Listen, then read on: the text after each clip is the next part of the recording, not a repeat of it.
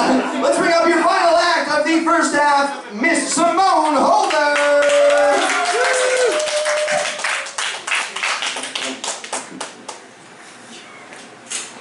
Hi everyone. Hi. So, how many of you felt judged during quarantine because you weren't learning Mandarin or exercising 6 or 7 hours a day? Yeah, I felt judged too. But the thing is, I wanted to use that time to learn stuff that would benefit me or give me an advantage for when, we were allowed out to get naked and get our fuck on again. So one of the things I tried to learn was how to squirt. And it's not easy. It's not easy. It requires a level of focus and concentration that I don't have. So I gave that up pretty quickly. The next thing I tried to learn was how to sext. So I signed up for a service called Slutbot, which is a real thing. And what it is a virtual service that teaches you how to sext. I should have signed up to get text from a female bot so that I can learn what to text, but I didn't. Yeah, So now I'm getting gross aggressive text from a male bot, and I don't know how to change the settings, so I've been ghosting the bot. But the thing is, the bot is pretty persistent and creepy, just like an actual man. But the thing is, the algorithm for this bot is so close to what an actual man would do, it sent me a dick pic. Have you ever seen bot dick? It is horrifying. It's metal, it's telescopic, it's got these weird ball-bearing things on it, and it's gross. So I don't like to date. I know it's like necessary if you want to get some, but I hate dating. Because I never feel like I'm being courted. I always feel like I'm being lured. And I especially hate online dating or using the apps. Because I'm from the generation, I've been online dating since the beginning of time. And you weren't supposed to meet up with people that you found on the internet. So I've sort of carried that fear with me. And every single time that I've created an online profile, it's because I've had an uncharacteristic flash of optimism or a stroke. All of this cannot be explained or contained in an online profile. This needs to be experienced in person.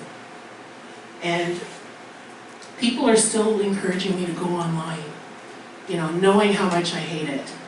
They're like, you never know, you never know. It's true, you never know. I can meet the love of my life or my killer online. And the thing is, my love life has been so bleak, I don't even care if you're a killer at this point. I really don't. Just don't waste my time, Either kill me, get in here, or get the fuck out. My last relationship ended about 2 years ago, and it ended mainly because our love languages weren't compatible. My primary love language was quality time. His was manipulation. I went on a date with a Wiccan, and I accidentally insulted him by asking him if he was a wizard or a warlock. And apparently those are slurs in the Wiccan world. I didn't know. I should have left. I should have shut it down at, I'm a Wiccan, but I didn't because I wanted to hear about the magic spells and witchcraft. Fascinating, by the way. He was not. The nicest thing I can say about him is that he's a Wiccan. I think men would understand women a lot easier if we talk to them the way we talk to our pets. If he does something really nice if he does something really nice for me, I'd be like, who's a good boy? Who's gonna get a good blowjob? Who's a good boy? You are. And if he pisses me off, he's like, no blowjob for you. Bad. And then I rub his nose in it.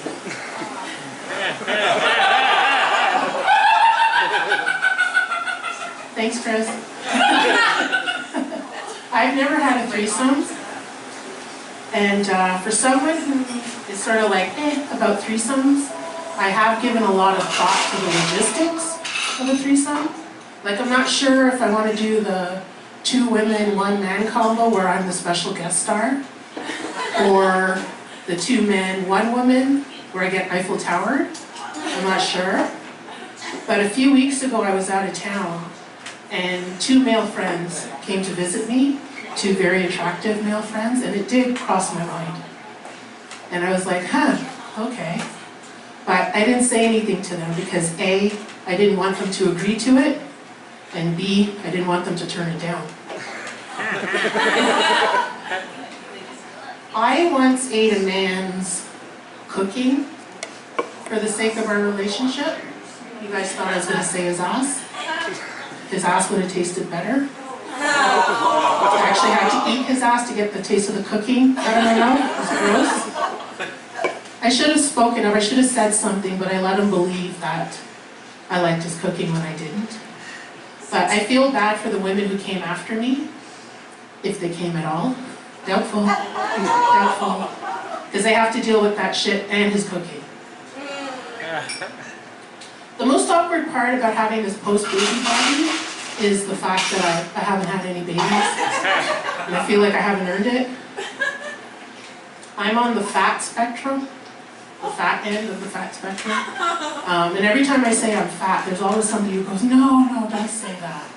You're beautiful, you're gorgeous. And I'm like, bitch, I know. I said I was fat, not ugly, jeez. I do have a medical condition though. It's called bitch, put that burger down syndrome. And the thing is, like, my weight's really not an issue unless I'm sitting on your face, and if you die, you die.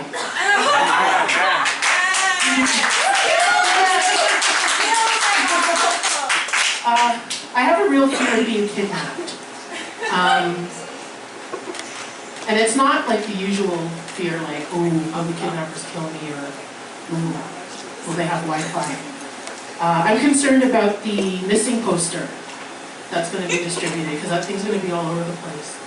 And I need to know, are you going to use the professional LinkedIn profile picture, or are you going to dig up that hot mess photo from that one time in Cozumel where I had too many tequila shots and I bit that guy on the nipple? Like, I need to know. And also, for the love of God and all things holy, please put my goal weight on that poster. You know, I'm okay if it takes a little longer to find me, I'm fine with that. And after a few days of the kidnap, torture, keto diet, I would have shed a few pounds. And who knows what I'm going to look like after a few weeks of being trafficked. But, mark my words, if my actual weight is on that poster, God help you. I will escape just to kill you. That's my time, thank you. You can go on for Simone. Hold it, everybody.